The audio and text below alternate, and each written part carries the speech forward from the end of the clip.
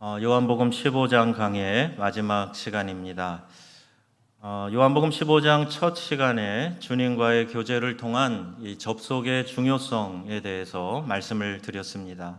참 포도나무이신 예수님께 붙어 있어야 생명이 있는 것이지 떨어져 있으면 죽은 영혼과 다를 것이 없다는 것이죠. 예수님께서 내 안에 거하라, 나도 너희 안에 거하리라 말씀하셨어요. 내가 주님 안에 붙어 있어서 서로 교통하고 교제하는 일이 일어나면 마치 나무의 수액과 양분이 뿌리로부터 올라와서 그 가지에 풍성한 열매가 맺히는 것처럼 우리의 삶에도 풍성한 영적인 열매들이 맺혀지게 된다. 이렇게 말씀하고 있습니다. 오늘 세 번째 제목을 사랑이라고 붙인 것은 교제와 또 열매, 맺음의 목적이 바로 사랑이기 때문이에요. 마치 자녀가 부부의 사랑의 결실, 열매라고 이야기하는 것처럼 가정이 축복의 열매라고 말하는 것처럼 교제를 통한 접속과 열매와 사랑은 모두가 다 연결되어져 있는 그런 개념입니다. 그래서 10절 말씀을 우리 함께 읽어보겠습니다. 내가 아버지의 계명을 지켜 그의 사랑 안에 거하는 것 같이 너희도 내 계명을 지키면 내 사랑 안에 거하리라. 아멘. 주님의 사랑 안에 우리가 거하도록 하기 위해서 계명을 지켜야 한다. 이렇게 말씀하고 계시는 거죠. 계명을 지키는 것이 뭐냐? 그게 바로 내 말이 너희 안에 거한다. 이런 뜻이에요. 말은요, 상대방의 뜻, 즉 그 의미, 마음의 의미를 전달하는 수단입니다. 말이 어디서 왔느냐? 마음 알갱이다. 이렇게 표현을 해요. 내 마음에서 생기는 열매가 말로 나온다는 얘기예요. 그러므로 우리가 누구의 말을 듣는다라고 이야기할 때 그 말이 내 마음에 담겨지는 겁니다. 내 생각 속에 들어와서 거하는 거예요. 그런 같은 의미가 있어요. 여러분 이렇게 생각해 보세요. 누군가가 아들 녀석에게 아유 이 녀석은 참 말을 안 들어 이런 얘기를 했다고 생각해 보세요. 그러면 귀로 안 듣는다는 얘기가 아니죠. 마음에 담아두지 않는다는 거예요. 부모가 얘기를 해도 행동으로 옮기지 않는다는 거예요. 이게 말을 안 듣는다는 뜻입니다.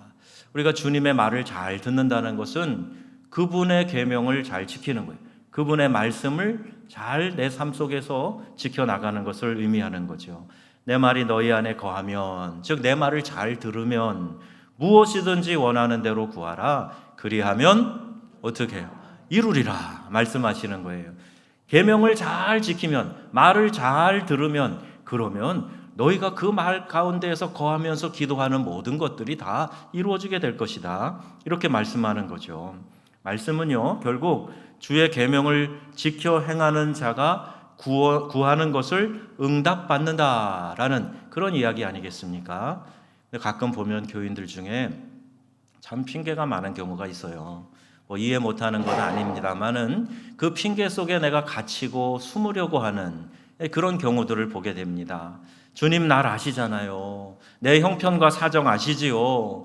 제가 연약한 것 아시지요. 라고 핑계하면서 주님께서 말씀하신 계명을 따르지 않는 것, 이것 때문에 우리가 그 연약함에서 빠져나오지 못하게 되는 것도 많이 있어요. 그래서 여러분 그럼에도 불구하고의 신앙이 되시기를 바랍니다. 핑계를 찾다 보면은 수없이 많은 핑계가 누구에게나 있을 수 있습니다.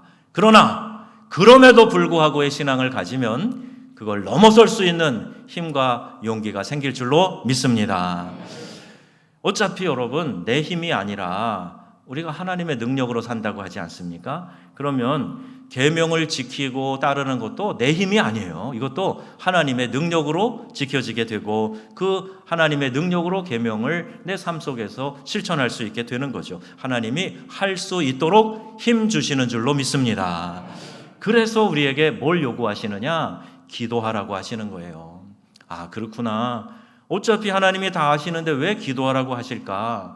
왜 기도를 그렇게 강조할까? 생각이 들었었는데 기도할 때에 주님은 당신의 능력으로 이 하나님의 말씀을 잘 지켜 행할 수 있는 힘을 주시기 때문에 그래서 기도하라고 말씀하시는 거예요. 어차피 다 들어주시지만 기도해야 우리가 힘을 얻기 때문에 그것을 이루어 나갈 수 있어서 기도하라. 예수님이 직접 이것을 실천하셨어요. 잡히시기 전날 겟세마네 동산에서 예수님이 간절히 기도하십니다. 뭐라고 기도하셨는가? 아버지, 할 수만 있으면 이 잔을 내게서 옮겨주세요. 그러나 내 뜻대로 마시고 아버지의 뜻대로 되기를 원하나이다. 이 기도를 밤새도록 하시는 거예요. 계속해서 제자들에게도 부탁합니다. 막 급하면, 마음이 약해지면 옆에서 막 누가 기도해 주기를 바라잖아요. 예수님도 그러셨어요. 제자들 신복 3명 데리고 가셔가지고 조금 떨어져서 거기 있게 하시고 내가 가서 기도할 테니 너희도 기도해달라 그러면서 막 그 간절히 예수님 땀방울이 핏방울이 되도록 기도하는데 제자들 뭐 했다고요? 쿨쿨 잤어요. 그 주님의 마음을 이해 못하고 그냥 쿨쿨 자. 예수님은 간절히 진액을 쏟으면서 기도하신 내용이 이 마음을, 이 고통의 잔을 피하고 싶은 마음도 있고, 그러나 인류를 구원해야 될 이 사명도 있고, 그래서 예수님도 그 마음 안에서 부딪힘이 있어서 하나님의 뜻대로 순종하기 위해서 밤이 맞도록 자신과 싸우며 기도하셨단 말이에요. 주님조차도 기도하시면서 아버지의 뜻을 쫓아가시는데 우리가 기도 없이 무엇을 이룰 수 있다고요? 우리가 기도 없이 성공할 수 있다고요? 그렇게 생각하면 이거 큰 오산입니다. 여러분, 바로 이것이 기도하지 않는 죄라고 성경은 말하고 있어요. 기도하지 않는 죄를 다른 말로 하면 그게 뭐냐 하면요, 교만죄예요. 교만죄. 기도하지 않는 죄는 무슨 죄? 교만죄예요. 왜? 내가 할 수 있다는 거거든요. 내 경험상, 내 지식으로, 내가 가진 능력으로 할 수 있다고 내가 생각하기 때문에 기도를 안 하거나 약하게 한단 말이에요.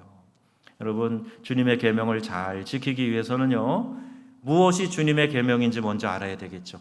계명, 그러면 율법 조항으로 생각하고 많은 경우에 내가 율법을 많이 지키면 되지 않겠는가?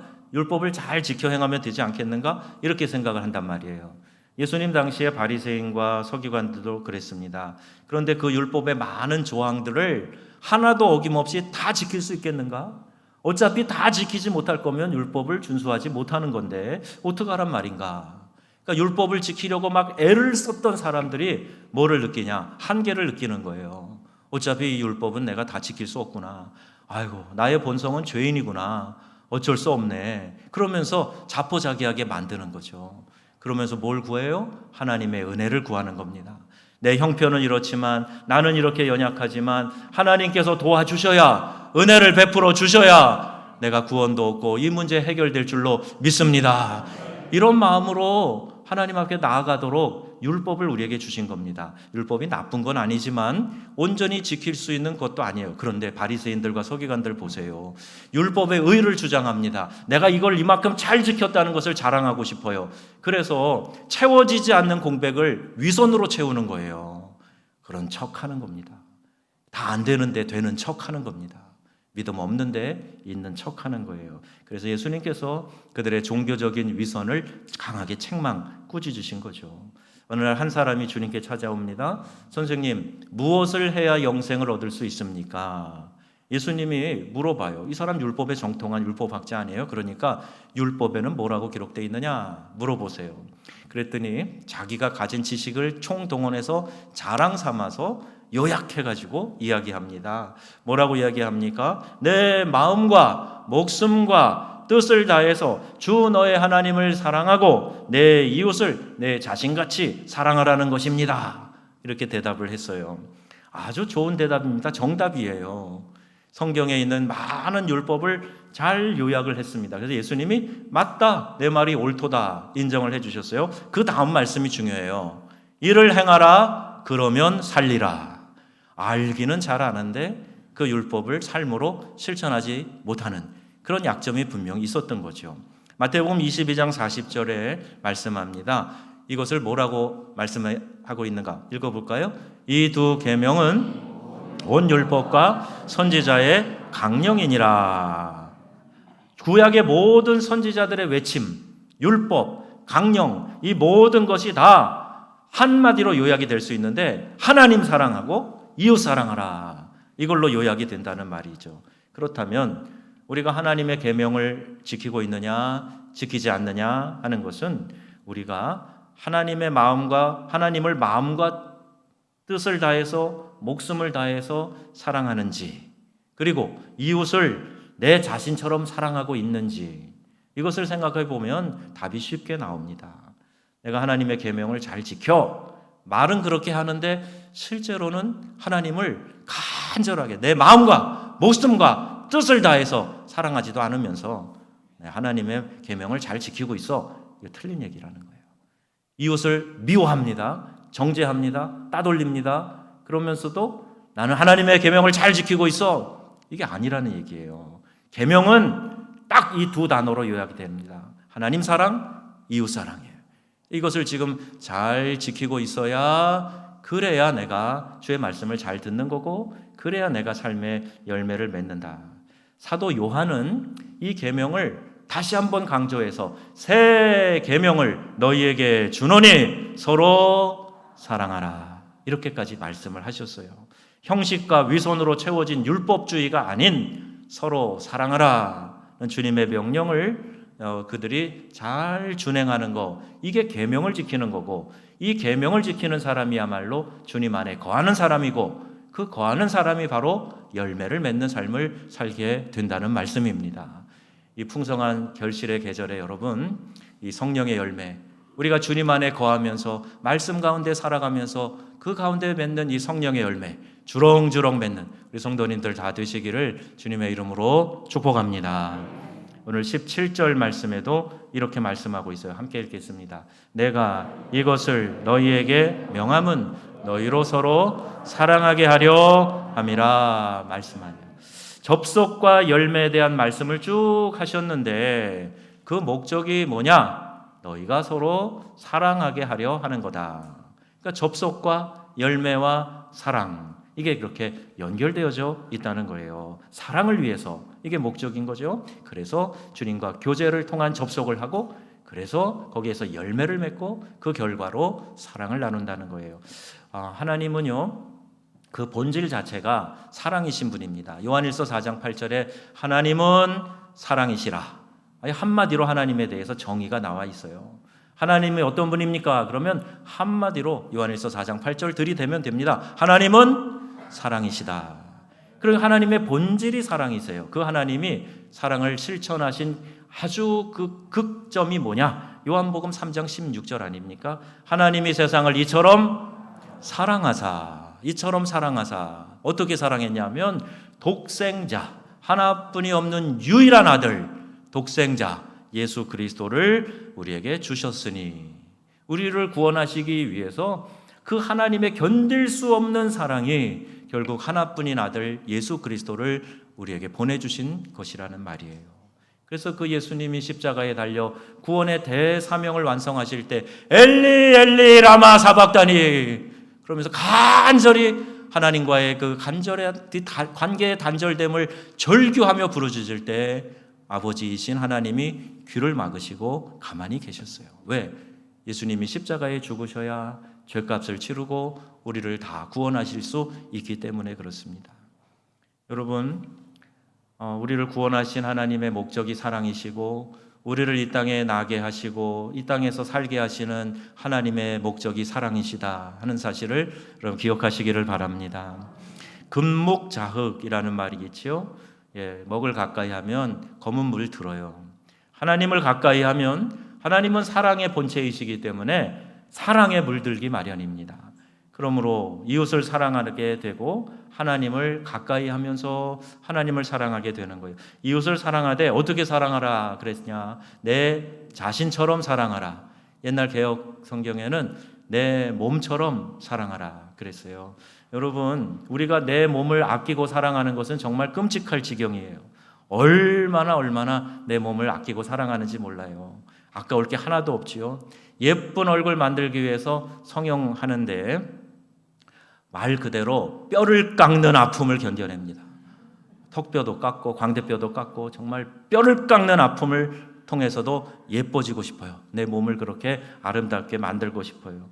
건강에 좋다 그러면은요, 전에 돌아가신 그 황수관 박사님이 연세대학교에서 의사로 계실 때 그런 간증하셨어요. 어떤 분이 들어오는데 막 다리가 힘이 없어 비틀비틀해. 왜 그랬냐고 물어보니까 자기가 사슴 피가 좋다 그래가지고, 그것도 따뜻한 피를 직접 먹는 게 좋다 그래서 어느 농장에 가니까 사슴 목에다 이렇게 면도칼로 째가지고 여기다가 빨대를 꽂아가지고 빨아먹는 그런 게 있어가지고 그걸 먹었는데 그 다음부터 몸이 이상해요. 기생충이 들어가서 막 그렇게 됐나 봐요. 그 이야기를 하시는 거예요.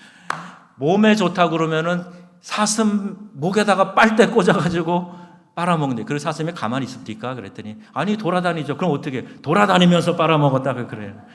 야, 사람이 이렇게 자기 몸에 좋다 그러면 별짓 다 하는 사람 아닙니까? 그런데 성경에는 내 이웃을 네 몸 사랑하는 것처럼 사랑해라. 여러분, 외로운 이웃, 고통 중에 있는 이웃, 전쟁 중인 나라들의 사람들, 강도 만난 것 같은 절망에 놓여 있는 사람들, 이태원 참사 때문에 슬픔 가운데 있는 사람들, 북한 동포들, 여러분 질병으로 아파하고 있는 사람들, 그들을 내 몸처럼, 내가 나 자신 사랑하는 것처럼 사랑하는 것, 이것이 주님의 계명을 지키는 것이다 말씀하고 있어요. 그럼 이걸 안 하면은요, 이건 내 선택이 아닌 거예요. 주님의 명령이고 안 지키는 사람은 주님의 말씀 안에 거하지 않는 겁니다. 우리 책 리차드 니버의 그리스도와 문화라는 유명한 책이 있습니다. 기독교와 문화의 관계를 설명한 책인데요, 신학한 사람은 다 읽어본 그 책이에요. 거기에서 기독교가 일반 사회와 문화를 어떻게 대하는가에 따라서 4가지 유형으로 나누고 있습니다. 먼저는 근본주의자라 그러는데, 문화에 대립하는 그리스도라는 표현을 씁니다. 니버가 요한일서 2장 15절에 세상이나 세상에 있는 것들을 사랑하지 말라, 이 말씀에 근거하는 거예요. 세상을 사랑하면 아버지 사랑이 그 속에 있지 않다 말씀하는 이 말씀을 딱 붙잡고, 세상의 문화는 다 악하다, 거기 속하면 안 된다, 그래서 우리끼리 모여서 집단 생활하고 옛날 방식 다 배격하고 자동차가 있는 시대에도 마차 타고 다니고 우물 사용하고 이런 퀘이커교도 같은 그런 근본주의자들이 있단 말이에요. 또 문화주의자들도 있습니다. 문화 위에 그리스도라고 하는데, 문화에 기독교를 적응시키려는 노력을 한다는 거예요. 또 종합주의자들이 있는데 문화 위에 그리스도라는 표현을 씁니다. 문화와 그리스도가 일치하지는 않지만 문화의 궁극적인 진행 방향은 결국 그리스도에게로 나간다라는 낙관론자들이죠. 마지막 이원론자도 있어요. 역설적인 관계를 가진 그리스도, 그래서 파라독설이라고 이야기를 하는데, 그리스도와 문화를 그렇게 설명합니다. 2가지를 다 인정하지만 서로 양자의 이질성도 강조하는 그런 입장이에요. 자, 여러분은 세상을 어떻게 이해하고 계십니까? 물고기가 물에서 살아야 하듯이 그리스도인들도 물론 세상 가운데, 세상 속에서, 그 문화 속에서 살아갈 수밖에 없어요. 근데 세상에서 물도 마시고 그리고 또 다른 것도 마시고, 여러분 비록 죄악적인 요소가 있어도 적당히 세상의 문화를 수용하기도 하며, 그래야 직장 생활도 하고 비즈니스도 하는 것 아닙니까? 그래야 이 세상에서 살아가지 어떻게 이런 것도 하나도 안 하고 살아갈 수 있습니까? 이렇게 이야기하는 사람들이 의외로 많이 있습니다. 그래서 파티나 할로윈 축제 같은 거 있으면 가서 적당히 놀아줘야 되고, 그리스도인도 연애할 때는 세상에 유행하는 방식대로 하고, 결혼했어도 이성 친구 하나씩은 둬야 되고, 이 시대가 그렇게 되고 가니까 나도 거기에 맞춰서 살아가야 되는 것 아닙니까? 이런 생각을 한단 말이에요. 여러분도 그런 생각이 드십니까? 빛으로 소금으로 살기를 포기하고 물같이 살아야 된다, 이런 식으로 생각하고 있느냐 말씀이에요. 그런데 성경은 너희는 세상의 물이다 그랬어요? 아니요, 너희는 세상의 소금이야, 빛이야, 이런 말씀하셨죠. 캄캄한 어두운 곳에 빛을 비춰가지고 밝혀야 되는 것이 너희들의 존재야.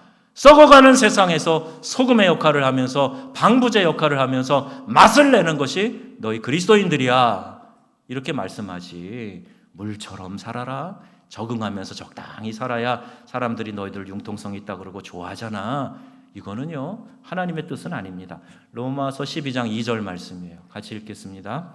너희는 이 세대를 본받지 말고 오직 마음을 새롭게 함으로 변화를 받아 하나님의 선하시고 기뻐하시고 온전하신 뜻이 무엇인지 분별하도록 하라. 아멘. 이 세대를 쫓아가기 바빠 그런 삶 살지 말라는 거예요. 본받지 말라는 겁니다. 그리고 마음을 새롭게 해서 하나님의 뜻을 분별하면서 살아가라. 세상을 본받지 않으려고 하면 세상이 우리를 핍박해요. 미워합니다. 비참하게 생각하지 말고 여러분 이것을 영광으로 생각하시기를 바랍니다. 일본이나 한국 같은 이런 집단 성향이 강한 민족들에게는요, 따돌림이란 죽고 싶을 만큼 힘든 일이에요. 어제 간증을 하셨던 우리 전도사님 그 얘기 했잖아요. 어렸을 때부터 이 눈 한쪽이 비정상적으로 이렇게 좀 장애가 있어서 아이들이 얼마나 자기를 그 어린 시절에 청소년 시절까지 놀렸는지 너무너무 막 죽고 싶을 만큼 괴로웠다는 거예요. 이게 참 어려운 거죠. 왕따, 일본말로 이지메 한다 그러는데 이거 당하면서 당해본 사람이 막 죽고 싶을 만큼 괴롭다는 거예요. 여러분, 이 왕따의 의미를 좀 새롭게 우리가 인식해보자는 말씀 드리죠. 왕따가 뭐냐? 따돌림 당하는 게 아니라 왕을 따르는 주님의 사람이다. 이렇게 한번 생각해 보자는 거예요. 왕을 따르는, 왕 대신 주님을 따르는 사람이 왕따다. 그래서 스스로 왕따가 돼보는 거예요. 왕이신 주님을 위해서 스스로 세상에서는 왕따가 되는 거예요. 간혹 자기 잘못을 핍박으로 이해하면서 주님을 따르기 위한 고난처럼 그렇게 착각하는 사람이 있는데 그건 아닙니다. 살림 다 팽개쳐 놓고 밥 안 해놓고 뭐 교회 일 한답시고 나가서 이렇게 돌아다니면서 하루 종일 다 지나가 보내고 그러면요 집에 들어와서 배고픈 남편에게 핍박당하는 건 당연한 겁니다. 요새는 그것도 조심해서 해야 되겠지만 군대 가면요 내가 고문관 역할을 하고요 내 잘못으로 단체 기합을 받는 경우가 있는데 그때 그 고문관이 주여 주여 이렇게 탄식하는 것 때문에 평생 전도가 안 되는 그런 일들도 있어요. 이건 자기가 잘못한 것 때문에 그런 거죠. 근데 베드로전서 2장 20절에 말씀합니다. 뭐라고 되어 있습니까? 죄가 있어 매를 맞고 참으면 무슨 칭찬이 있으리요. 그러나 선을 행함으로 고난을 받고 참으면 이는 하나님 앞에 의로 아름다우니라. 아멘. 죄가 있어서 책망받고 하나님 앞에서 우리 책망받고 고난받는 이건 뭐 상이 아니라는 거예요. 그러나 고난을 선을 위해서 고난을 받으면 그것도 참으면 하나님 앞에 아름답다 말씀하고 있는 겁니다. 18절 말씀에 세상이 너희를 미워하면 너희보다 먼저 나를 미워한 줄 알라. 누가 하신 말씀이에요? 우리 주님께서 하신 말씀이에요. 세상이 너희를 미워하면 나 때문에 그래. 그런 경우 가끔 있잖아요. 그 사람 문제가 아니라 누구 때문에 그 사람 괜히 미워하는 거 있잖아요. 세상이 너를 미워하면 나 때문에 그런 거야. 이렇게 예수님 말씀하시는 거예요. 프랑스는 종교심이 강한 나라였습니다. 강력한 그 가톨릭 신앙으로 인해서 로마에 있는 교황청이 핍박을 피해서 아비뇽으로 이사를 간 일이 있어요. 아비뇽 유수라고 하는 유명한 역사입니다. 하지만 이 역사 가운데 가톨릭 신자들과 그 다음에 이 개신교 프랑스에 있었던 개신교들이 이 칼빈파의 그 위그노라고 하는 개신교도들인데 아주 뭐 이렇게 직업도 그래 수입도 많고 또 아주 전문직에 있는 사람들 이런 사람들이 개신교도들이 많았거든요. 봉건 영주 시대니까 어느 성에서 이 가톨릭 성 여기는 개신교 성 그럼 전쟁이 일어나는 거. 얼마나 많은 사람이 프랑스 역사 가운데 이 구교와 신교 때문에 죽임을 당했는지 몰라요. 그러니까 그거에 완전히 지쳐버렸어요. 이 프랑스에서는 지금 이 나라가 어떤 상태냐, 프랑스가 어떤 상태냐, 모든 사회와 교육에서 종교성을 배제하는 그런 이념인 세속국가, 그들 말로는 un-pays laïque이라고 합니다. 그러니까 세속국가를 강조하고 있어요. 그러니까 종교 얘기 절대 하지 마라. 교육에서도 하지 말아라. 어떤 모임에서도 하지 말아라. 이런 것을 강조하는 세속국가를 지향하고 있습니다. 프랑스에서 이걸 노방전을 해보면 금방 알아요. 워낙에 이 음악을 좋아하고 예능을 좋아하니까요. 어디 가가지고 무슨 퍼포먼스를 하거나 뭐 노래를 부르거나 악기 연주하면요. 와 사람들이 몰려들어요. 그 앞에 모자 하나 벗어놓으면 막 동전뿐만이 아니라 지표도 넣어주고 잘했다고 막 축하해주고 격려해주고 그럽니다. 그런데 희한한 것은요. 음악 전공생들이 제가 목회하던 프랑스의 교회에 있었어요. 나가서 찬양을 얼마나 잘하는지 몰라. 악기 연주를 얼마나 잘하는지 몰라. 그런데 찬송가를 연주하기만 하면 막 사람들이 불쾌한 표정을 짓고 뭐라 그래요. 야, 그러니 예능을 다 사랑하는 사람들이 왜 찬송가에 대해서는 저렇게 알러지 반응을 일으킬까? 그래갖고 저희가 길에서 하다 교회 문 앞에서 했죠. 교회 문 앞에서 우리 교회가 지금 하듯이 그렇게 교회 문 앞에서 막 연주하는데 누가 또 신고를 해가지고 금방 경찰차가 와요. 해산하라고 그래요. 그래갖고 아무나 갈 수 있는 pompidu 광장 앞에 가지고 거기서 막 찬양하면서 이 땅을 회복시켜 주세요 기도하면서 그랬어요. 그리고 교회에서 이제 선교 교육관이라는 거 하나 건물을 구입을 했는데 건물을 알리는 이렇게 배너를 세우면서 영어로 Jesus loves you라고 써붙였어요. 그랬더니 그 주민들이요, 왜 그런 걸 썼느냐고 막 불쾌한 얘기를 하는 거예요. 그래서 그거를 이제 바꿨습니다. 태극기 집어넣고 한글 알파벳 집어넣고 마치 무슨 한글 학교처럼 그렇게 배너를 바꿔놨더니 아, 여기 뭐 하는데요? 한글 가르치는데요? 한국 음식 파는데요? 막 그러면서 사람들이 오더라고요. 문화는 괜찮고 종교는 안 된다. 이런 신념이 되어버렸습니다. 세속 국가가 된 거죠. 네, 여러분 놀라운 것은요, 제가 한국에 와서 지금 보니까 굉장히 빠른 속도로 한국이 이 세속 국가의 이념을 따라가고 있다는 거예요. 우리 긴장해야 됩니다. 여러분, 우리가 어디에 속해 있습니까? 오늘 19절 말씀 한번 같이 읽을까요? 너희가 세상에 속하였으면 세상이 자기의 것을 사랑할 것이나 너희는 세상에 속한 자가 아니요. 우리가 세상에 속해 있는데 세상에 속해 있는 게 아니라는 거예요. 세상에 완전히 속해 있는 사람 같으면 세상이 너희를 사랑할 거지만 너희는 그렇지 않다는 겁니다. 종교개혁자 마틴 루터가 두 왕국서를 이야기합니다. 이 세상에 내가 속한 나라가 있어요. 대한민국 국민입니다. 동시에 성도는 하나님 나라에 속해 있습니다. 예수 우리 왕이요 이렇게 찬양합니다. 우리가 하나님을 사랑하여 정한 예배를 드리는 것인데 마음과 뜻과 정성을 다해 주 너의 하나님을 사랑하라 말씀하셨는데 그런 열심은 내지 않고 좋은 음악회 초청, 영향력 있는 정치가나 경제인이 무슨 강연을 한다 그러면 막 돈을 얼마씩 내서라도 가서 참여하고 만나려고 하는 열심.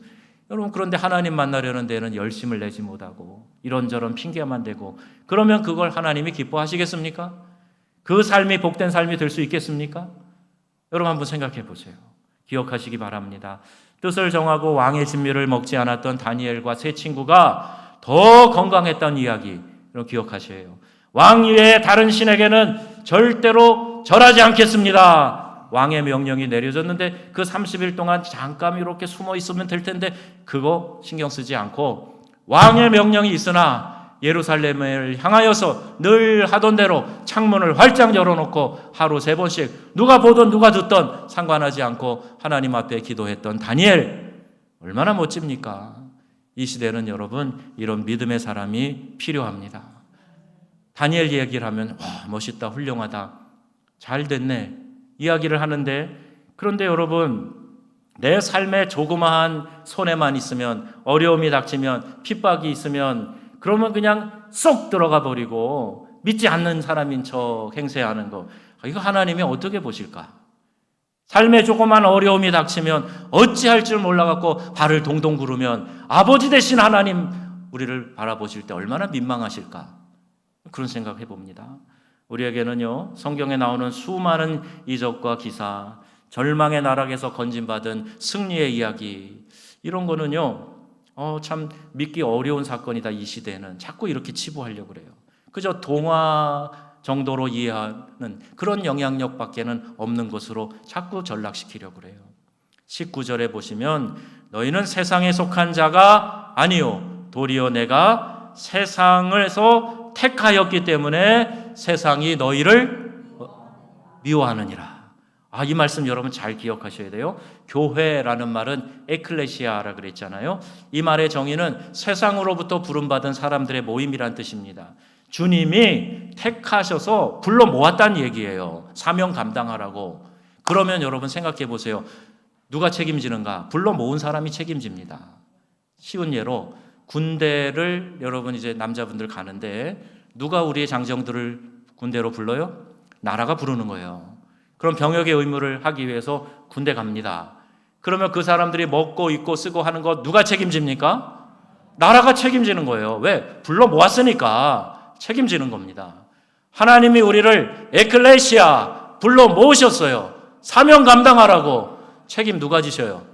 하나님이 지시는 겁니다. 하나님이 책임지신단 말이에요. 왜 두려워해? 왜 불안해합니까? 왜 내가 다 책임져야 할 것처럼 초조해 합니까? 왜 좌불안석이에요? 왜 발을 동동 구릅니까? 아무리 시대가 어려워도 우리를 에클레시아로 불러주신 하나님께서 책임지시는 줄 믿으시기를 바랍니다. 이사야 43장 2절에 말씀하고 있어요. 2절부터 5절 말씀 요약인데 읽어보겠습니다. 너는 두려워하지 말라. 내가 너를 구속하였고 내가 너를 지명하여 불렀나니 너는 내 것이라. 아멘. 그 다음에 내가 내 눈에 보배롭고 존귀하며 내가 너를 사랑하였은즉. 아멘. 하나님께서요 우리를 참 보배롭고 존귀하게 여기셔서 너를 딱 지명해서 불러 모았다는 거예요.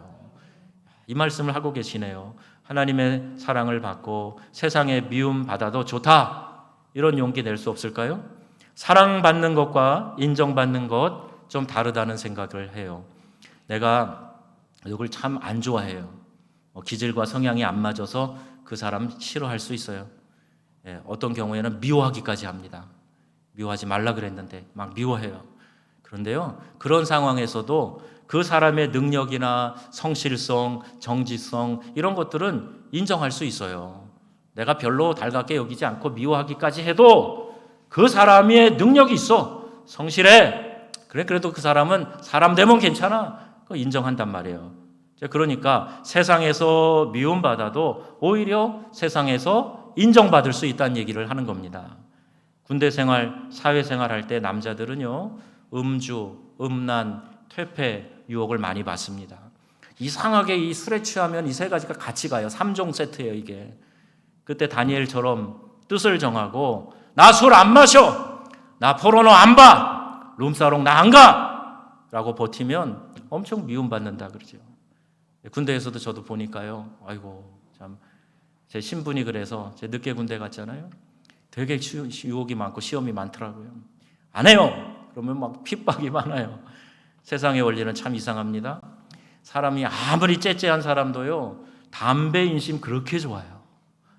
정말 이 사람 아주 구두쇠인데 내가 담배 피우는데 누가 옆에 지나가면 이리 와 한 대 펴. 그냥 막 나눠줘요. 그럼 공짜 좋아하시면 안 됩니다. 그리고요, 어떤 사람은요, 술 취해가지고 같이 술 마시고 나가면서 야 내가 낼게 그거 꼼짝 마 그러면서 평소에는 그냥 구두쇠 중에 구두쇠인데 술값은 막 자기가 내겠다고 막 앞장서고 그래요. 우리 집 아무도 없으니까 가서 그래 야한 거 보자 꼬십니다. 하고 싶으면 자기만 하면 되는데 죄 짓는 일은 꼭 같이 하려고 그래요. 이게 전문 용어로 죄의 연대성입니다. 나 혼자 죄 지려고 하는 게 아니라 끌어들이는 속성이 있어요. 그래도 미움받으면서도 거절하면요, 나중에 인정합니다. 아플 때, 자기가 어려운 문제가 있을 때 보니까 군의 그 상관이 막 같이 이제 적당히 맞춰준 사람을 찾는 게 아니라 저놈은 꼴통이야. 저놈은 아주 뭐 예수쟁이인데 융통성 없어. 그랬던 사람한테 와가지고요, 슬그머니 와서 나 이런 일이 있는데 우리 엄마가 이렇게 아픈데 기도해 줄래? 이렇게 이야기를 합니다. 그런데요, 자기들이 좋다고 하고 융통성 있다고 하고 그렇게 막 사람이 멋있다고 하고 그런 사람들은 뒤에서 손가락질해요. 저거 가짜야 가짜. 이렇게 이야기합니다.